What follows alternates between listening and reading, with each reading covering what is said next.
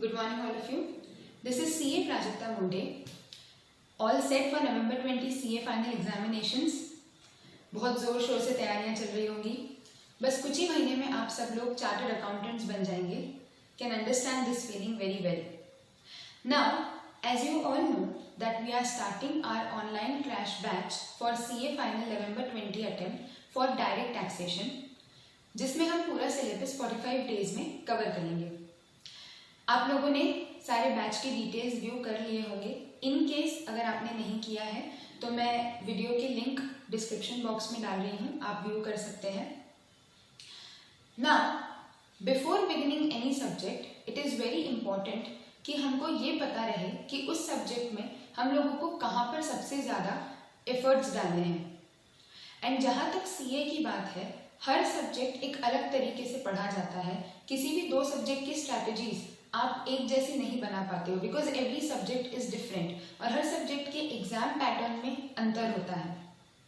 सो हम लोग लेक्चर शुरू करने से पहले एक बेसिक सा इंट्रोडक्शन ले लेंगे कि हमें डायरेक्ट टैक्सेशन की प्रिपरेशन में क्या क्या मेहनत करनी है, ताकि हमारी स्ट्रैटेजी सही रहे, हमारे पढ़ाई करने का तरीका सही रहे, तो हमारे सारे एफर्ट्स काम आएंगे. अदरवाइज बहुत बार ये होता है कि हमें कंसेप्ट्स तो आते हैं, समझ में आते हैं, बट हम एग्जाम में बहुत बार उतना प्रॉपर प्रेजेंटेशन नहीं दे पाते हैं.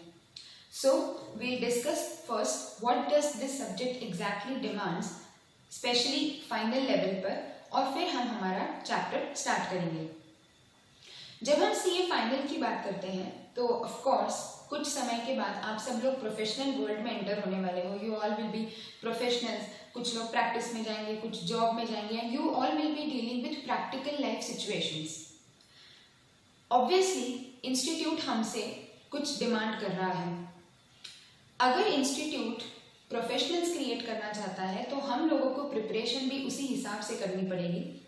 सो स्पेशली जब हम डायरेक्ट टैक्सेशन की बात करते हैं तो हमारे लिए प्रैक्टिकल केस के साथ चीज़ों को लिंक करना बहुत ज़्यादा इम्पॉर्टेंट हो जाता है.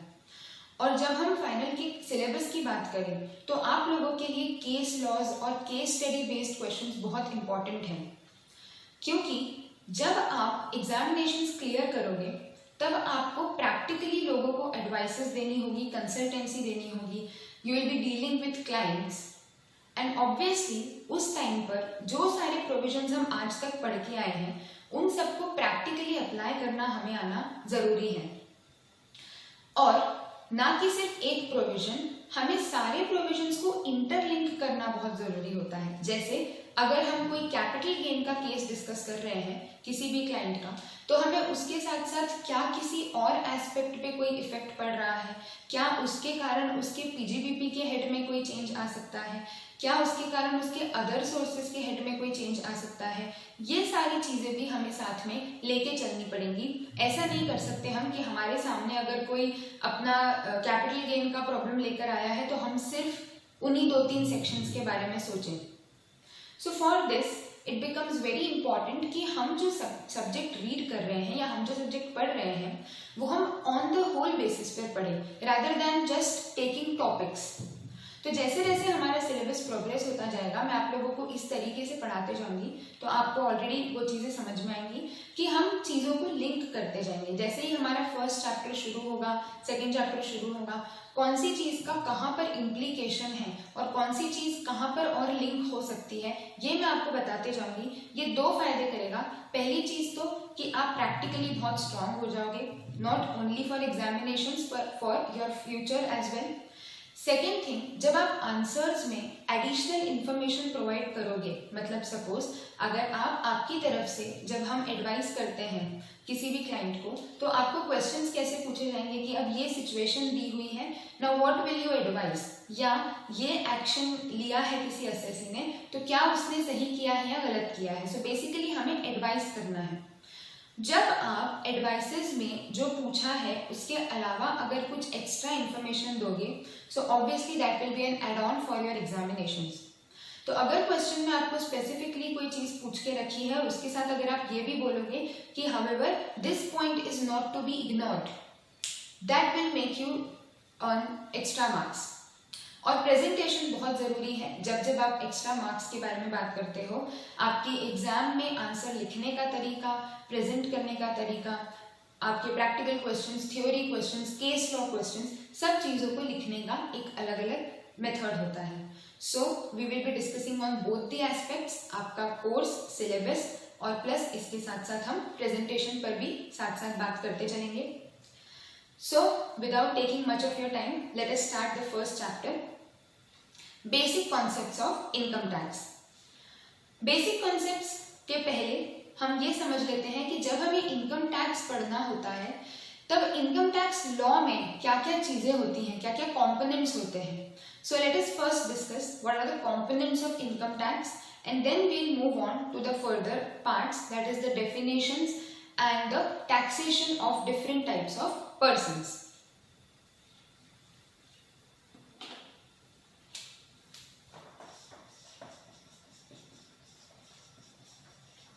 So, जब हम इनकम टैक्स समझना चाहते हैं बोथ वेज, प्रैक्टिकली या हमारे सब्जेक्ट में, हमें सिर्फ एक्ट पढ़ के हमारा काम नहीं चलेगा। इनकम टैक्स एक्ट के साथ साथ हमें कुछ और कंपोनेंट्स भी पढ़ना जरूरी होते हैं। So first of course income tax act पढ़ना आपको बहुत जरूरी है। इसके साथ साथ finance act, annual finance act हमारे लिए इंपॉर्टेंट होता है। नेक्स्ट हमें इनकम टैक्स रूल्स पढ़ना होते हैं। Next we have circulars or notifications,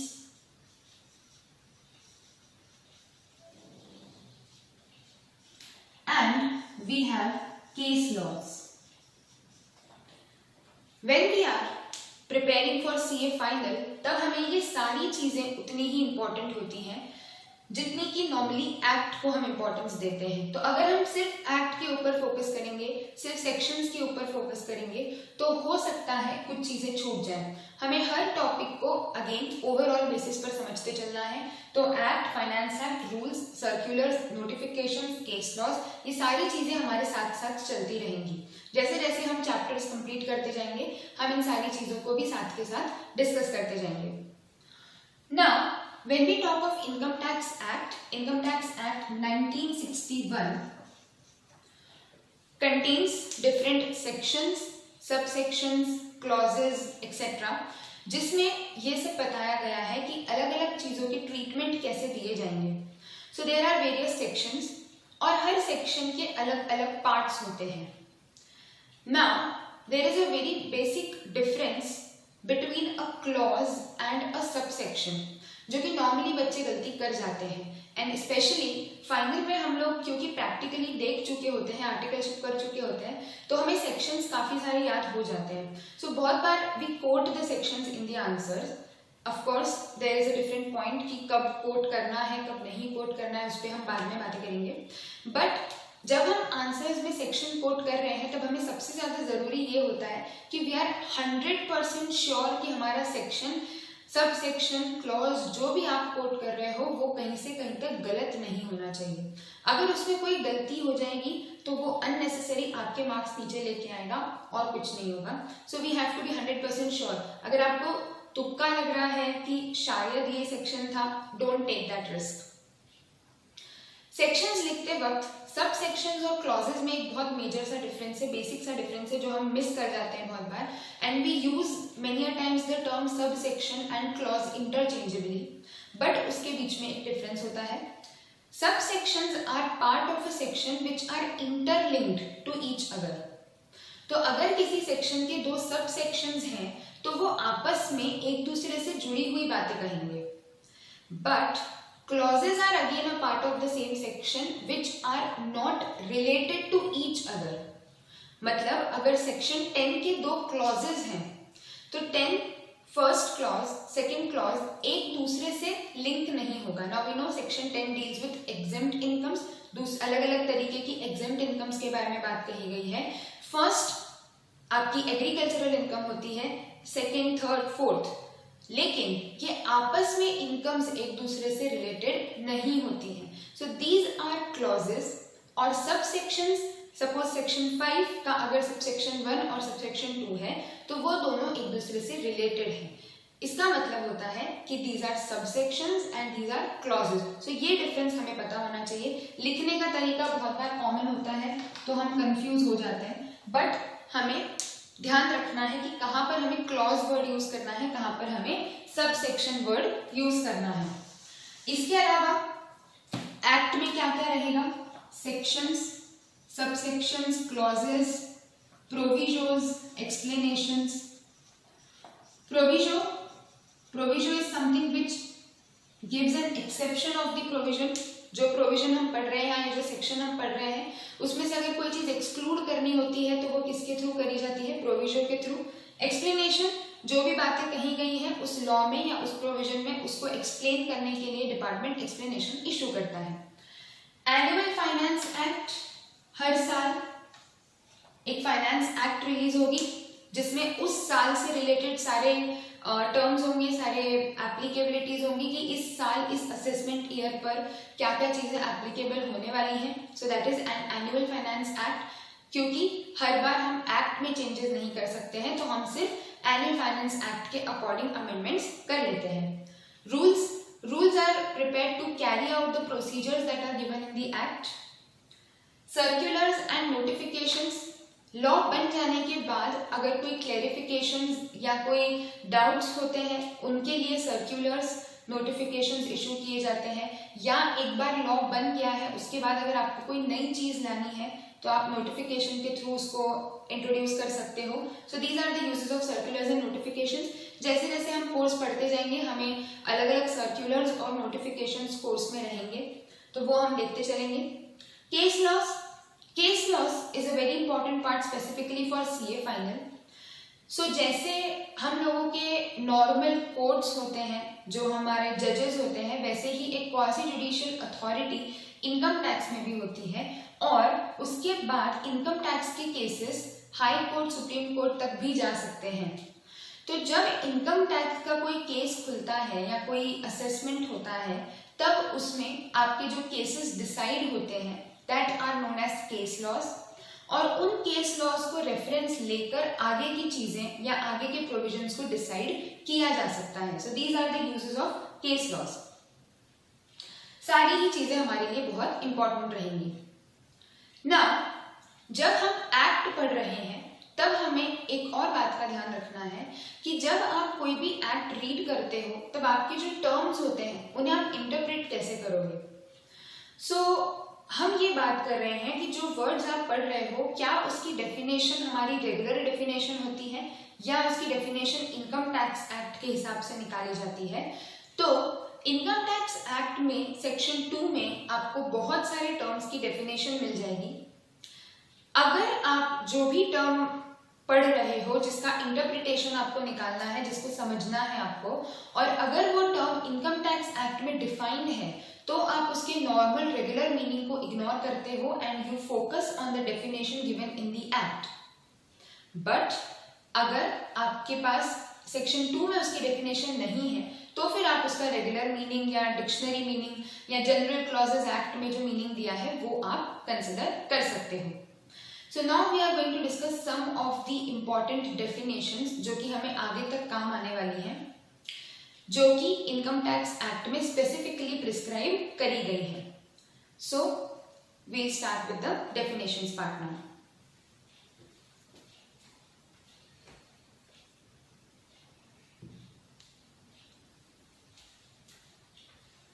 So first we'll be talking about assessee. Assessee means any person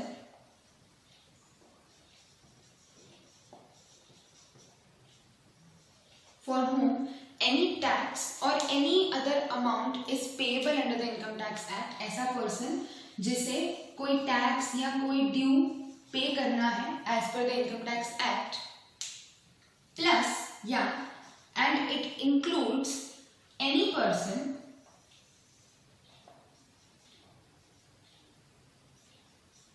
for whom any assessment proceedings are pending or they are going on, any person who is deemed to be assessee as per the Income Tax Act, or any person who is deemed to be assessee in default. So now person जिसके ऊपर कोई भी tax या कोई due liability है as per the income tax act, and it includes any person जिसकी कोई assessment proceedings या कोई प्रोसीडिंग्स पेंडिंग है, या तो उसकी खुद की इनकम के ऊपर लॉस से रिलेटेड, रिफंड से रिलेटेड, या फिर किसी और पर्सन के लिए प्रोसीडिंग्स उसके ऊपर अगर चलाई जा रही है, मतलब he is accessible for any other person और उसके कारण उसके ऊपर कोई असेसमेंट प्रोसीडिंग्स चलाई जा रही हैं, एनी केस उसके ऊपर कोई भी इनकम टैक्स प्रोसीडिंग्स अगर चल रही है, या उसे डीम्ड टू बी असेसी कहा गया है या deemed to be assessee in default कहा गया है, तो इन सारे केसेस में उसे क्या कहा जा सकता है? इनकम टैक्स का असेसी कहा जा सकता है। असेसी की डेफिनेशन शुरू होती है पर्सन से, जो हमें अगेन एक बहुत इंपॉर्टेंट टर्म पर लेकर जाती है कि इनकम टैक्स में पर्सन की क्या डेफिनेशन होती है। So person, individual, HUF, company, firm, association of persons, body of individuals, local authority, and artificial judicial persons.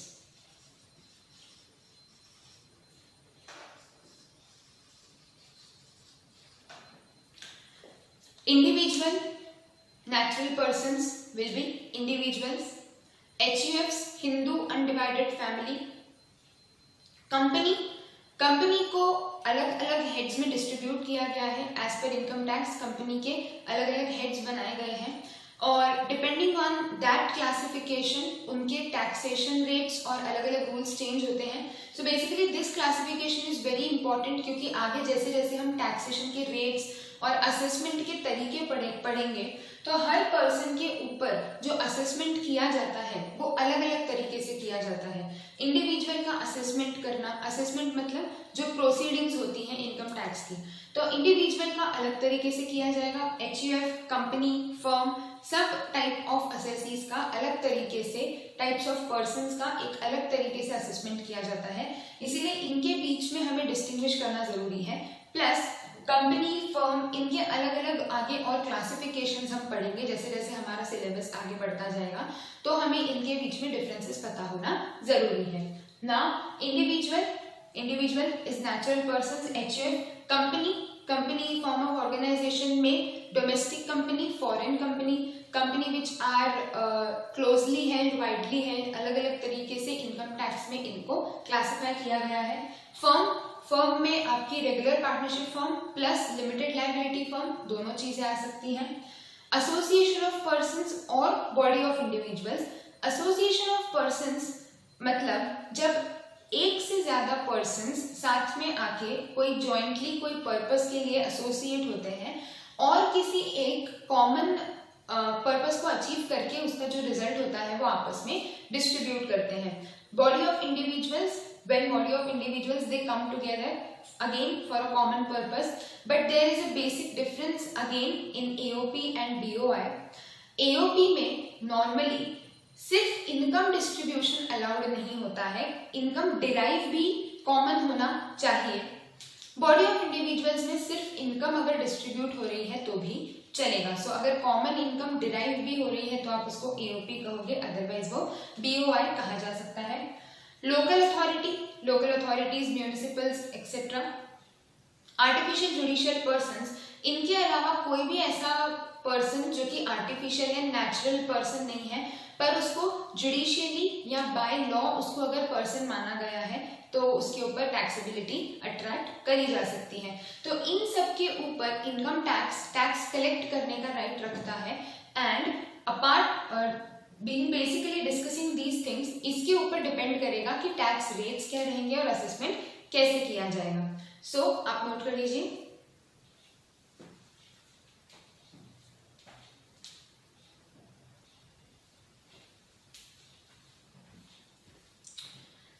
Moving on to the last definition, assessment year and previous year.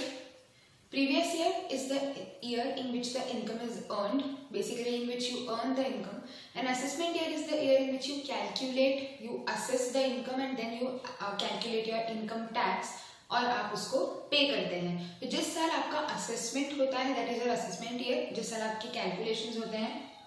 Previous year जिस साल आपने income कमाई है।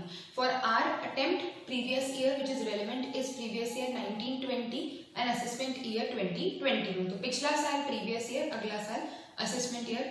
Previous year 12 महीने से कम हो सकता है अगर बिजनेस नया शुरू हुआ है, साल के बीच में शुरू हुआ है या आपकी जॉब साल के बीच में लगी है, तो प्रीवियस ईयर का टर्म 12 महीने से कम हो सकता है, बट असेसमेंट ईयर हमेशा 12 मंथ्स का ही रहेगा। Now here I have displayed two things. पहले तो हमने कुछ स्पेसिफिक केसेस बात करी है जो कि डिस्कस करती हैं कुछ अनडिस्क्लोज्ड सोर्सेज ऑफ इनकम को, और असेसमेंट ईयर और प्रीवियस ईयर का जो जनरल रूल है कि the income that is earned in the previous year will be assessed in the next year, that is the assessment year. इस general law के कुछ एक्सेप्शंस हैं। दोनों ही चीजें साथ में क्यों डिस्कस कर रहे हैं, क्योंकि दोनों चीजें हमारे असेसमेंट ईयर और प्रीवियस ईयर से रिलेटेड है। तो हमें ये सारी चीजें ध्यान रखनी है जब आप एग्जाम में क्वेश्चन सॉल्व करोगे या जब आपको कोई केस पूछा जाएगा। अगर उसमें इनमें से कोई पॉइंट आता है तो हमको ये ध्यान रखना है कि इसके ऊपर असेसमेंट ईयर और प्रीवियस ईयर के जो नॉर्मल कॉन्सेप्ट्स है वो अप्लाई, या जो रेगुलर रूल है वो अप्लाई नहीं होते हैं। सबसे पहले आ जाते हैं हम अनडिस्क्लोज्ड सोर्सेज ऑफ इनकम पर। यहाँ पर डिपार्टमेंट उन इनकम्स की बात कर रहा है जो कि आपको डिस्क्लोज करनी चाहिए थी जब आपने रिटर्न फाइल किया तब, लेकिन आपने उस वक्त इन इनकम्स को डिस्क्लोज नहीं किया है। सो इसीलिए इनका नाम क्या रखा गया, अगर हम कॉमन बात करें तो undisclosed sources of income. And ये जो सारी इनकम्स हैं, क्योंकि ये कभी किसी तो प्रीवियस ईयर की थी लेकिन आपने इनको प्रॉपरली शो नहीं किया, तो इनके ऊपर टैक्सेबिलिटी तब आ जाती है जब ये डिटेक्ट होती है। So these are taxable in the year, या these are considered to be the income of the year in which these are detected. ठीक है, अब कौन सी इनकम्स की बात कही गई है। कैश क्रेडिट सबसे पहला, section 68 cash credit. Cash credit basically उसका मतलब होता है कि अगर किसी असेसी की बुक्स में कोई क्रेडिट आइटम मिला है जिसका ना तो असेसी एक्सप्लेनेशन ऑफर कर पा रहा है या फिर जो एक्सप्लेनेशन असेसी ऑफर कर रहा है वो सेटिस्फैक्टरी नहीं है।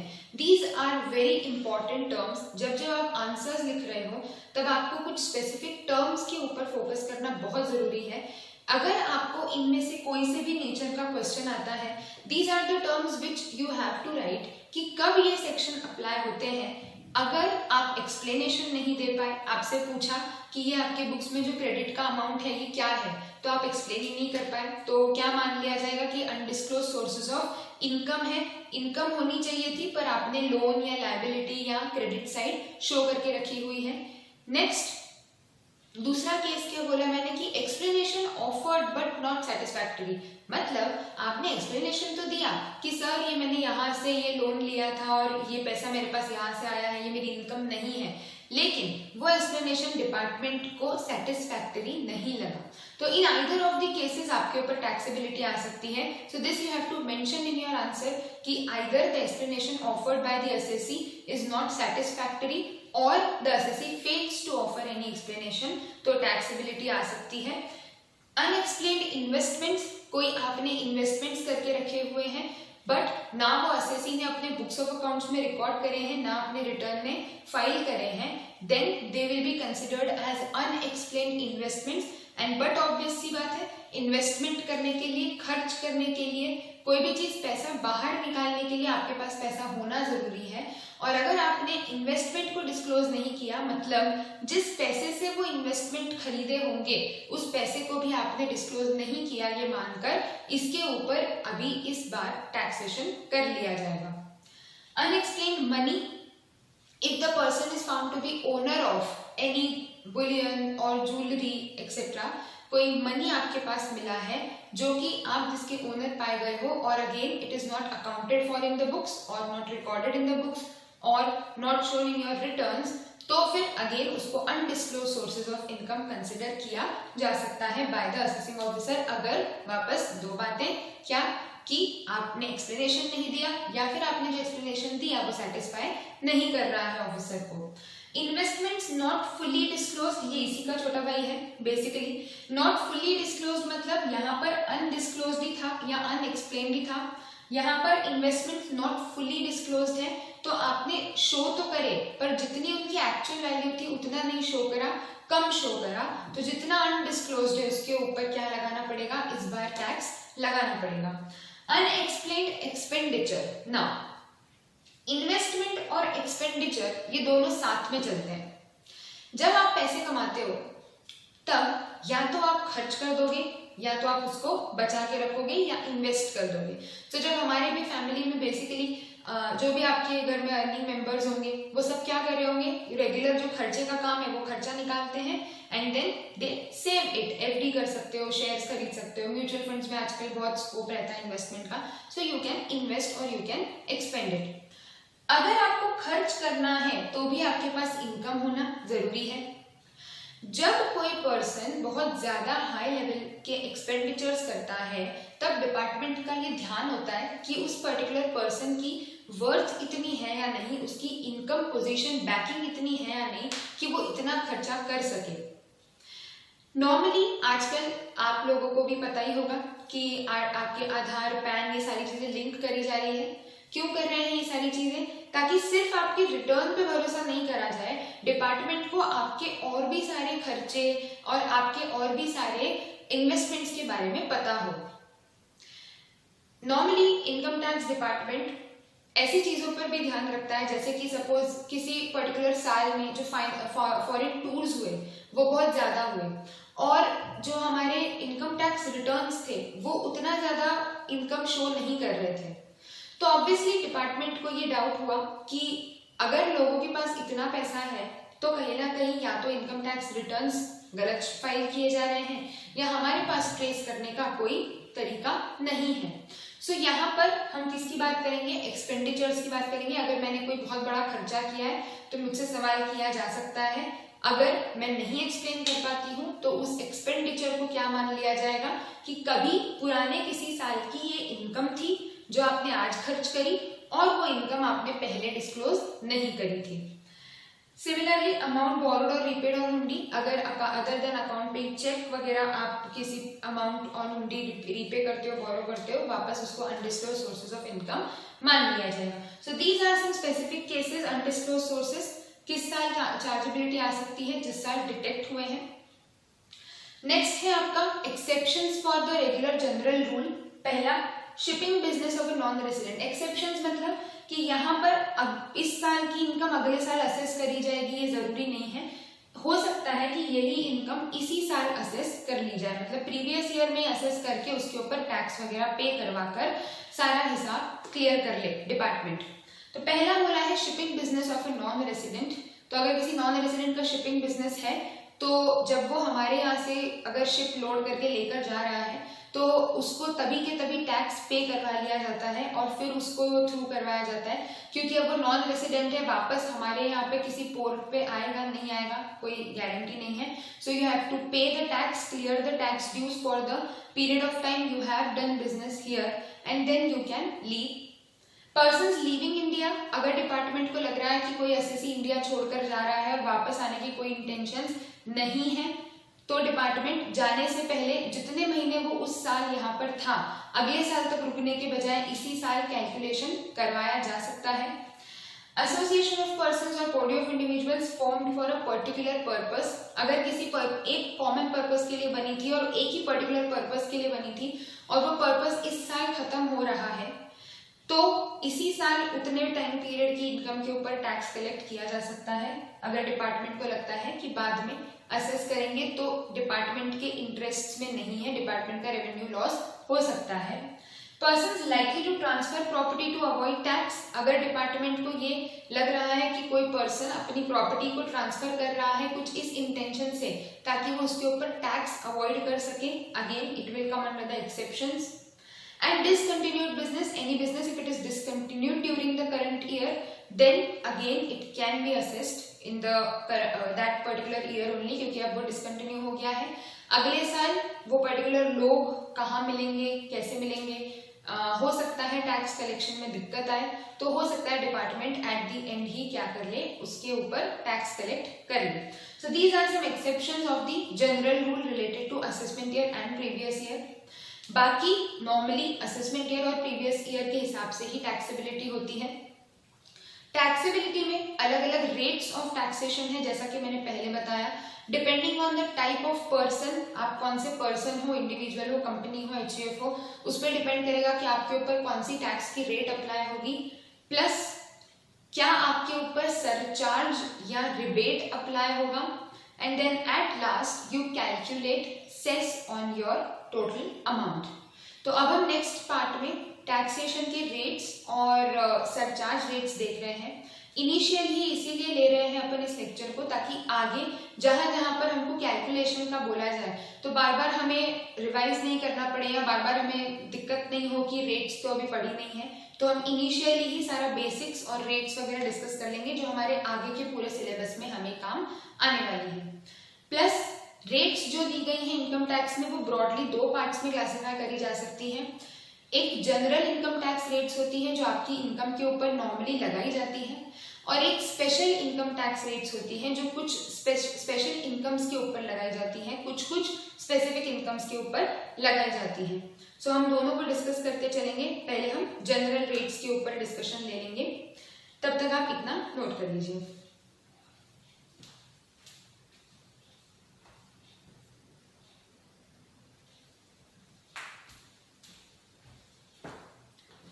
Now, these are the general taxation rates which are applicable on different types of persons. मैंने आपको इनिशियली भी हमने डिस्कस किया था कि जो नोट्स आप लोग बनाते जाएंगे वो मैं बहुत कंसाइज और इस तरीके से बनवाते जाऊंगी कि आपके सारे पॉइंट्स भी कवर होंगे, प्लस आप एक दिन पहले जब रिवाइज करने बैठोगे तो भी आपको बहुत इजी पड़ेगा। अच्छा, सबसे पहले हम ये बात कर लेते हैं कि ध्यान क्या क्या रखना जरूरी है, जो बहुत बेसिक गलतियां हमसे हो जाती हैं टैक्स कैलकुलेशन से रिलेटेड। तो जब आप टैक्स कैलकुलेशन के लिए पहुंचते हो, उसका जो प्रोसीजर होता है वो क्या रहेगा कि सबसे पहले you have to calculate the residential status of the assessee, जो क्वेश्चन में गिवन रहेगा। जैसा कि मैंने स्टार्टिंग में भी बोला था, इंटरलिंकिंग जरूरी है, तो हमें पूरा प्रोसीजर प्रॉपरली फॉलो करना है। कोई भी चीज पहले पीजीबीपी का कर लिया, पहले कैपिटल गेन का कर लिया, वो एंड में आके कंफ्यूजन क्रिएट करेगा। इसीलिए हम भी ऑर्डर से चलेंगे ताकि आप उसी हिसाब से आपका माइंड मेकअप होता रहे। सबसे पहले हम रेसिडेंशियल स्टेटस डिटरमाइन करते हैं किसी भी पर्टिकुलर पर्सन का। Once determining the residential status, आपको पता होता है कि इस पर्सन की कौन सी इनकम इंडिया में टैक्सेबल होगी, कौन सी नहीं होगी। जो इनकम इंडिया में टैक्सेबल है उसको आप प्रॉपर हेड्स में क्लासिफाई करोगे। Heads: salary, house property, profits and gains from business and profession, capital gain, other sources.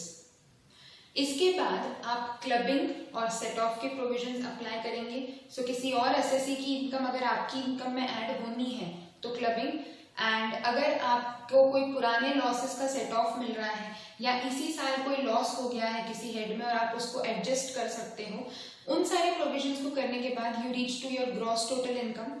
फिर हम डिडक्शंस माइनस करते हैं, अलग अलग तरीके के एटीसी, एटीडी सारे डिडक्शंस हम अलाउ करेंगे।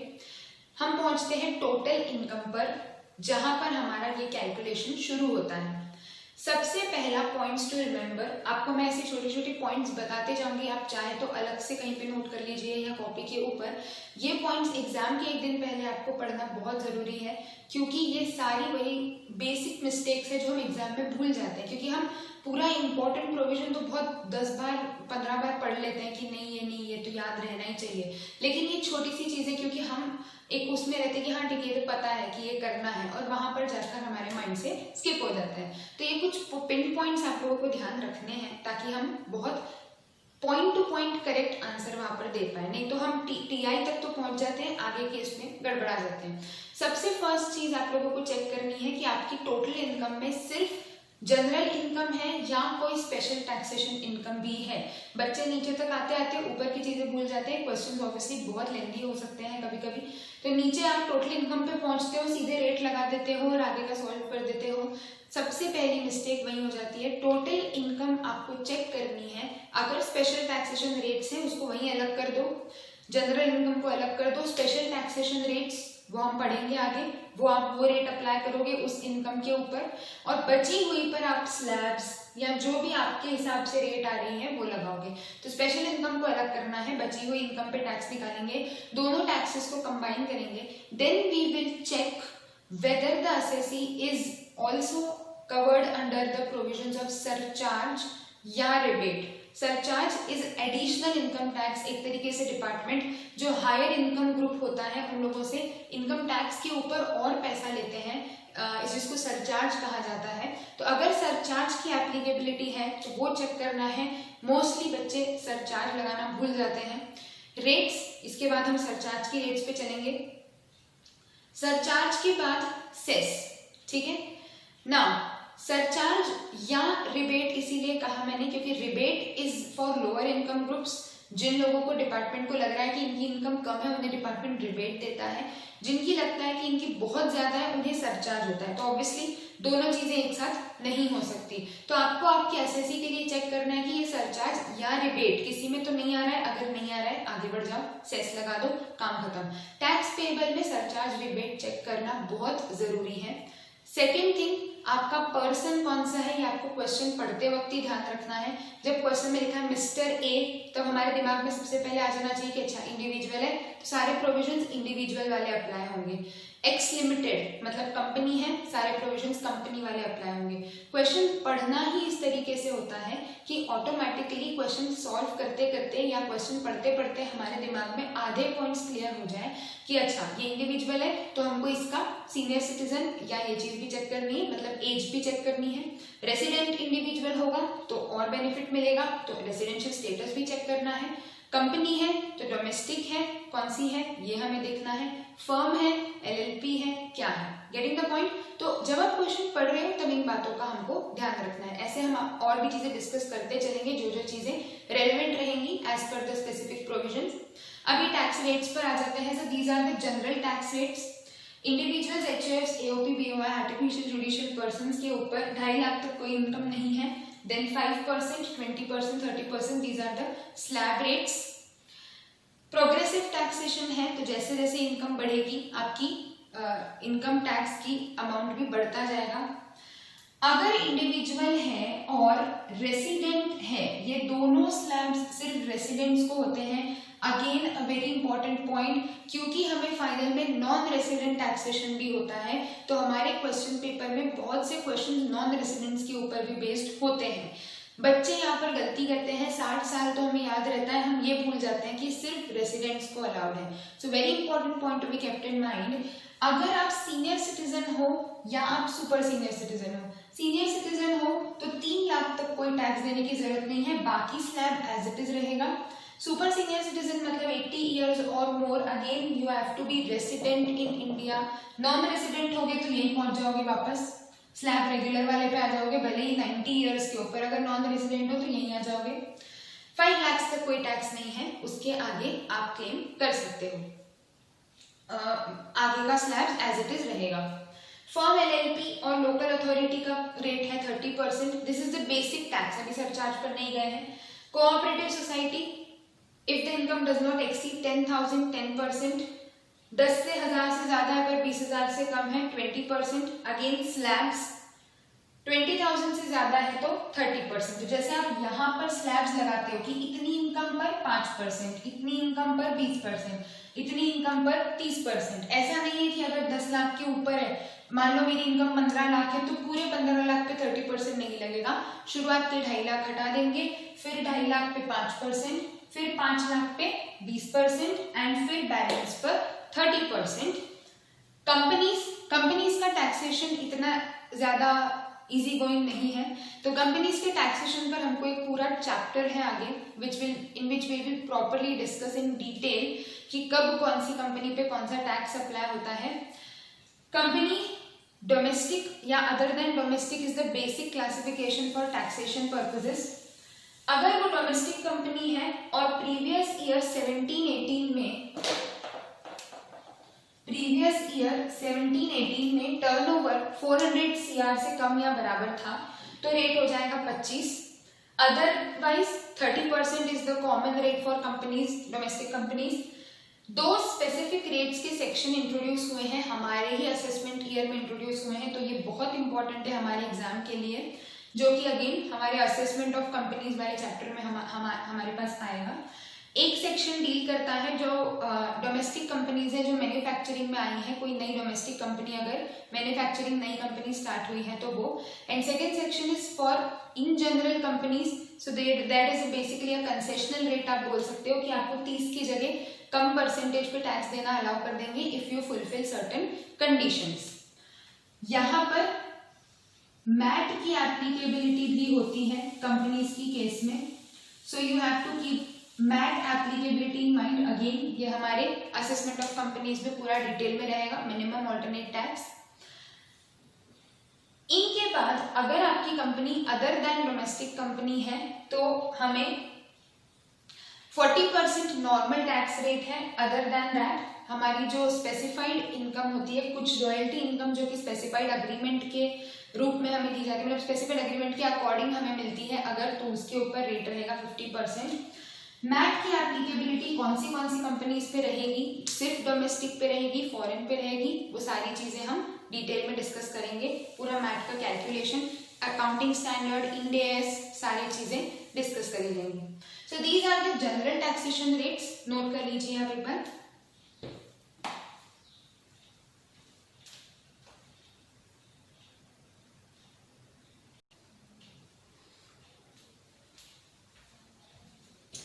Now, after discussing the general taxation rates, these are the surcharge rates applicable on different types of persons.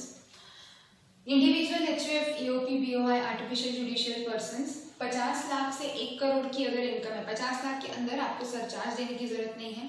Surcharge is calculated over and above the tax. तो अगर जैसे आपका टैक्स आया है मान लो 5,000 रुपए, सॉरी 5,000 पर तो खैर सरचार्ज का आएगा ही नहीं एप्लीकेबिलिटी, बट फॉर एग्जाम्पल अगर हम ले लें कि आपका टैक्स आया है अगर से फॉर एग्जाम्पल 5 लाख रुपए का, तो 5 लाख रुपए के टैक्स के ऊपर आप क्या लगाते हो, 10% का सरचार्ज।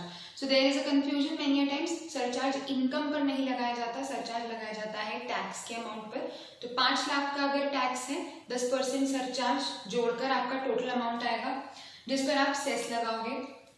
1 करोड़ से 2 करोड़ 15, 25% इफ 2 CR से 5 CR तक आपकी टोटल इनकम है, and if your total income exceeds 5% then 37%। But there is a very major amendment in this part, and obviously अगर अमेंडमेंट है तो क्वेश्चन आने के चांसेस बढ़ जाते हैं। अगर आपकी टोटल इनकम में कोई इनकम है जो कि 111A और 112A का पार्ट बनती है, what is these sections? 111A are short term capital gains in certain special circumstances, कुछ स्पेसिफिक केसेस हैं, अगर उनके अंडर आपको शॉर्ट टर्म कैपिटल गेन होता है तो वहां पर टैक्स की रेट है 15%। और 112A is again specified cases of long term capital gains. Again जैसे जैसे हम आगे बढ़ते जाएंगे हम इन सेक्शंस को डिटेल में डिस्कस करते जाएंगे। सो अगर इन दोनों सेक्शंस के हिसाब से 111A का रेट क्या है, 15%। अगर आपका टोटल इनकम में ये इनकम जुड़ी हुई है तो आप इस इनकम के ऊपर मैक्सिमम कितना रेट लगा सकते हो सरचार्ज का, सिर्फ 15% रेट लगा सकते हो। तो अगर सपोज आप वैसे तो इस स्लैब में आ रहे हो, 25% के स्लैब में आ रहे हो, बट अगर उसमें कोई ऐसी इनकम जुड़ी हुई है जो कि 111A या 112A का पार्ट है, तो बाकी इनकम पर आप 25% लगा सकते हो, इस इनकम के ऊपर आप 15% से ऊपर नहीं जाओगे। सो सरचार्ज 2 तरीके से कैलकुलेट करना पड़ेगा अगर ये इनकम है, अदरवाइज कोई प्रॉब्लम नहीं है, सीधे 37% का आप या 25% का आप सरचार्ज कैलकुलेट कर सकते हैं। Local authority, firm, LLP, cooperative society, इनका कॉमन रेट है सरचार्ज का 1 करोड़ से ज्यादा है अगर इनकम तो 12% का सरचार्ज। कंपनीज अगेन डोमेस्टिक और फॉरेन अलग अलग रहेगा। डोमेस्टिक में अगर 115 BAA BAB जो भी हमने बात करी थी कि कुछ नए टैक्सेशन रेट्स इंट्रोड्यूस हुए हैं इस साल, अमेंडमेंट है, तो उसके ऊपर रेट होती है 10% कंपल्सरीली। यहाँ पे कोई इनकम लिमिट नहीं है, क्योंकि वहां पर टैक्स रेट कम है रेगुलर कंपनीज के कंपैरिजन में, तो सरचार्ज मैंडेटरी हो गया है। बाकी अदर देन दैट जो 25 और 30% वाली कंपनीज थी, वहां पर अगर आपकी इनकम 1 से 10 करोड़ के बीच की है तो 7%, otherwise 12%। Foreign company same slabs but rate अलग रहेगा, 2% और 5% का सरचार्ज रहेगा। सो सरचार्ज आप लगाते हो टैक्स के ऊपर। सरचार्ज के साथ साथ एक और चीज चलती है, दैट इज मार्जिनल रिलीफ। जब भी आपको क्वेश्चन में सरचार्ज की एप्लीकेबिलिटी आ रही है तो you have to pay attention कि मार्जिनल रिलीफ देना है कि नहीं देना है ना। मार्जिनल रिलीफ बहुत बार एक प्रॉब्लम क्रिएट कर देता है स्टूडेंट्स के कॉन्सेप्ट्स में कि मार्जिनल रिलीफ कैलकुलेट करने का जो प्रोसीजर है वो थोड़ा सा कॉम्प्लिकेटेड सा लगता है, स्पेशली अगर आप रीड करते हो कहीं पर पढ़ा हुआ तो वो बहुत समझने में दिक्कत देता है कभी कभी कि किसके ऊपर टैक्स लगाना है, क्या टैक्स लगाना है, इट बिकेम्स कंफ्यूजिंग। क्योंकि हम लोगों को मार्जिनल रिलीफ को कैलकुलेट करना है तो उसके पीछे का जो कॉन्सेप्ट है वो समझना बहुत जरूरी है कि डिपार्टमेंट ने मार्जिनल रिलीफ इंट्रोड्यूस क्यों करी है। So the basic reason for introducing marginal relief is कि जिन लोगों के ऊपर सरचार्ज की एप्लीकेबिलिटी आ जाती है उन लोगों के साथ कभी कभी ये दिक्कत होती है कि उनकी जो इनकम है वो उतनी नहीं बढ़ती है जितना उनका टैक्स बढ़ जाता है। मतलब सपोज अगर उनके ऊपर सरचार्ज की एप्लीकेबिलिटी नहीं होती, मतलब अगर वो सरचार्ज की लिमिट के अंदर होते, उनके ऊपर सरचार्ज की एप्लीकेबिलिटी नहीं होती, तो मान लो उनका टैक्स आ रहा है 50,000 और सरचार्ज की एप्लीकेबिलिटी के बाद मतलब जो उनका एक्चुअल टैक्स आ रहा है वो आ रहा है मान लेते हैं 1,50,000। मतलब उनकी इनकम टैक्स कितने से बढ़ गया? 1 लाख से बढ़ गया। We are just taking examples. Income tax बढ़ गया है 1 लाख से, और जब इन्होंने एक्चुअली देखा कि मेरी इनकम कितने से बढ़ी है तो इनकम इनकी बढ़ी थी मान लो 80,000 से। तो एसएससी ने डिपार्टमेंट को बोला कि सर हम सरचार्ज देने को तैयार है, हमको कोई प्रॉब्लम नहीं है, पर ये तो हमारे साथ गलत हो रहा है। हमारी इनकम तो मात्र 80,000 से बढ़ी जिसके कारण हम सरचार्ज वाले कैप में आ गए, बट टैक्स हमारा बढ़ गया उसके कारण 1 लाख से। तो हमारी इनकम तो बढ़ी नहीं, टैक्स उसके ऊपर ज्यादा बढ़ गया। तो डिपार्टमेंट ने बोला कि ठीक है, जो एडिशनल टैक्स है जितना आपका इंक्रीज इन इनकम हुआ है उससे ऊपर का, मतलब मेरी इनकम बढ़ी 80,000 से, मेरा टैक्स बढ़ा 1 लाख से, तो ये जो 20,000 है इसका हम आपको क्या दे देंगे? मार्जिनल रिलीफ दे देंगे। तो सरचार्ज कैलकुलेट होगा और फिर उसके ऊपर आपका 20,000 से आपको क्या मिल जाएगा? रिलीफ। एक क्वेश्चन हम करके देख लेते हैं तो आपको टैक्स कैलकुलेशन, रिलीफ, सरचार्ज सारी चीजें एक बार क्लियर हो जाएंगी। सो this is the concept of marginal relief. कुछ याद करने की आपको जरूरत नहीं है कि अगर इस वाले स्लैब में है तो मार्जिनल रिलीफ कैसे निकालनी है, इसमें है तो कैसे निकालनी है। This is the basic concept. जिस भी पर्सन के ऊपर सरचार्ज की एप्लीकेबिलिटी आएगी आपको मार्जिनल रिलीफ चेक करना है। कैसे चेक करोगे मार्जिनल रिलीफ? आप इनकम निकालो, उससे जस्ट जो लोएस्ट स्लैब है जहां से वो सरचार्ज के अंदर एंटर हुआ है वहां पर इनकम कितनी थी और अभी हमारी इनकम कितनी हो गई, उनको कंपेयर करो, टैक्सेस को कंपेयर करो, तो ऑटोमेटिकली रिलीफ पता चल जाएगा। चलो एक क्वेश्चन करके देखते हैं। सबसे बेसिक केस ले लेते हैं कि इंडिविजुअल, ताकि आप लोगों को कॉन्सेप्ट इजीली समझ में आ जाए। इंडिविजुअल है, सिंपल इनकम है और 51 लाख की इसकी टोटल इनकम आ रही है।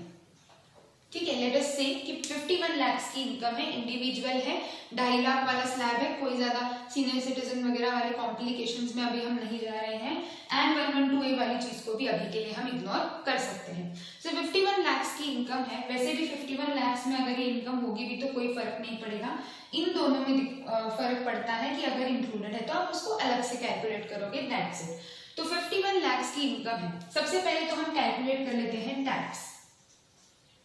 चलिए आप कैलकुलेट कर लीजिए टैक्स।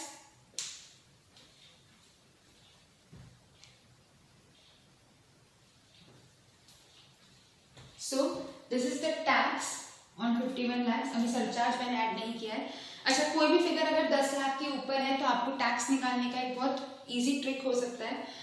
कि 10 लाख के ऊपर टैक्स कितना आता है एक नॉर्मल इंडिविजुअल का, वो हम ध्यान रख सकते हैं क्योंकि वो चेंज नहीं होगा। 2.5 लाख तक नहीं, देन 5%, देन 20%। तो अप टू 10 लाख आपका टैक्स होता है 112500 60 ईयर्स के अंदर की एज पे। तो हम कैसे निकाल सकते हैं कि 51 लाख माइनस आपका 10 लाख, क्योंकि 10 लाख तक टैक्स अलग से निकाल लिया। 10 लाख के ऊपर जितनी भी इनकम है उसके ऊपर आपने सीधे लगा दिया 30% एंड प्लस उसमें आप कर दोगे 112500, so you get 1342500। Easily calculation हो जाएगा, जल्दी हो जाएगा। इसके ऊपर लगाना पड़ेगा सरचार्ज। तो सरचार्ज का कौन सा रेट आएगा, हमें 50 लाख टू 1 CR वाली कैटेगरी में, तो सरचार्ज है आपका 10%, तो 1342550। तो हमारा टोटल टैक्स आ जाएगा 1476750। ना ये है 51 लाख का टैक्स।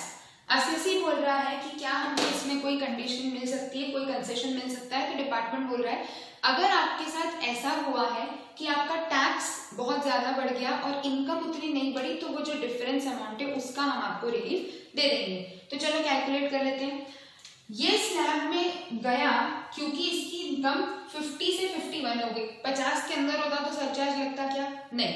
तो हम निकालते हैं कि हमारी टैक्स लायबिलिटी कितनी आती अगर हमारी इनकम कितनी होती 50।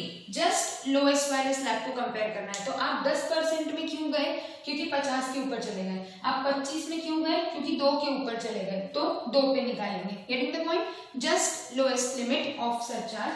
सो 50 लाख के ऊपर आप टैक्स कैलकुलेट करेंगे। अगेन बहुत इजीली निकल जाएगा। 50 लाख में से 10 लाख हटा देते हैं, बचे हुए पे 30% प्लस 11250 1312500। सरचार्ज एप्लीकेबिलिटी नहीं आएगी क्योंकि इनकम 50 लाख है। 1312500। अब देखते हैं कि हमारी इनकम कितने से बढ़ी है, तो टैक्स कितने से बढ़ा है। तो टैक्स हो गया है एट 51 लाख 1476750। जबकि अगर मेरी इनकम 50 लाख होती तो मैं सरचार्ज में नहीं आती, तो मेरी टैक्स लायबिलिटी होती 1312500। इन दोनों का हम कंपेयर करेंगे अमाउंट 1476750।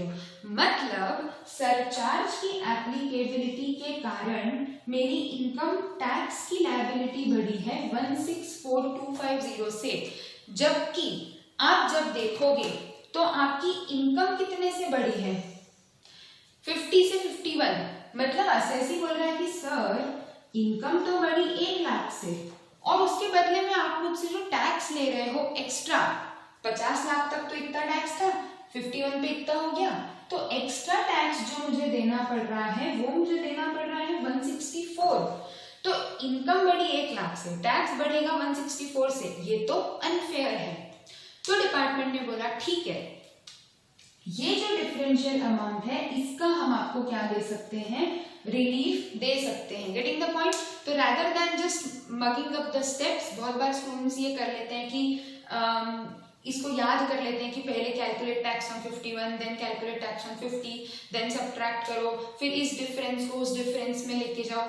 कोई जरूरत नहीं इतनी मेहनत करने की, लॉजिक लगाओ, कंसेप्ट्स लगाओ, मैक्सिमम चीजें यूं ही इजी हो जाती हैं। तो हम वही कंसेप्चुअली समझते चलेंगे चीजों को।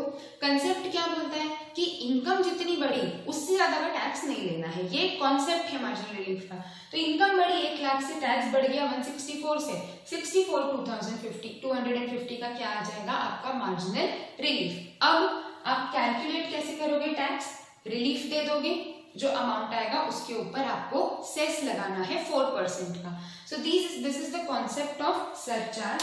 Moving on to the last part of tax calculation, that is rebate. तो रिबेट अगेन किस किस के लिए एप्लीकेबल होता है वो हमको समझना है।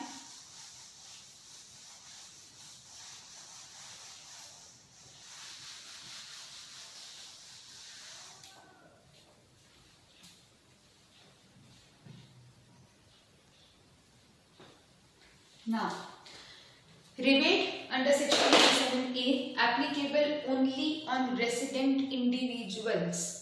वापस इसीलिए मैं आपको बोल रही हूँ कि छोटी छोटी सी बातों को ध्यान में रखना बहुत जरूरी है।